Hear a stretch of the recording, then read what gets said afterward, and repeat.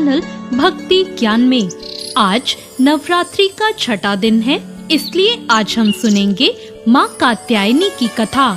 इस दिन माँ दुर्गा के कात्यायनी रूप की पूजा की जाती है।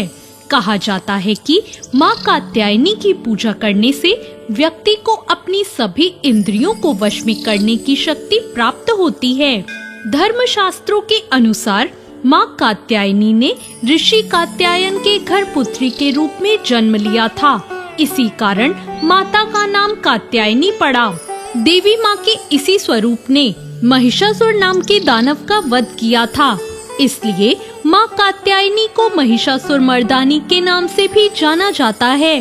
पौराणिक कथा के अनुसार कात्यायन ऋषि ने माँ भगवती को पुत्री के रूप में पाने के लिए कठोर तपस्या की। महर्षि कात्यायन की तपस्या से प्रसन्न होकर माँ भगवती ने उन्हें साक्षात दर्शन दिए। कात्यायन ऋषि ने माता को अपनी मंशा बताई। देवी भगवती ने उन्हें वचन दिया कि वो उनके घर पुत्री के रूप में जरूर जन्म लेंगी।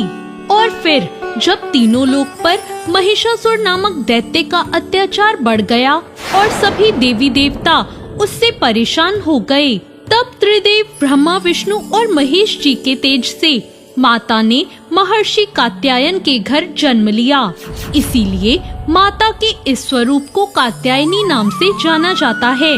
माता के जन्म के बाद कात्यायन ऋषि ने सप्तमी, अष्टमी और नवमी तीनों दिन तक माँ कात्यायनी की विधिवत पूजा अर्चना की।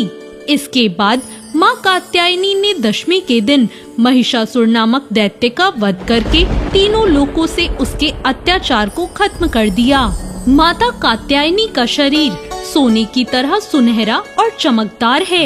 ये सिंह की सवारी करती हैं और इनकी 4 भुजाएं हैं। माँ कात्यायनी के एक हाथ में तलवार और दूसरे में अपना प्रिय पुष्प कमल लिया हुआ है। उनके अन्य 2 हाथ वर मुद्रा और अभय मुद्रा में हैं। माता कात्यायनी की पूजा करने के लिए सुबह जल्दी उठ जाएं और स्नान आदि करके नित्य कर्मों से निवृत्त हो जाएं। फिर देवी की तस्वीर या मूर्ति को एक चौकी पर स्थापित कर दें। एक हाथ में पुष्प लें और माँ के मंत्रों का जाप करें। इसके बाद फूल को माँ के चरणों में चढ़ाएं। देवी को लाल वस्त्र, 3 हल्दी की गांठें, पीले फूल और फल आदि अर्पित करें।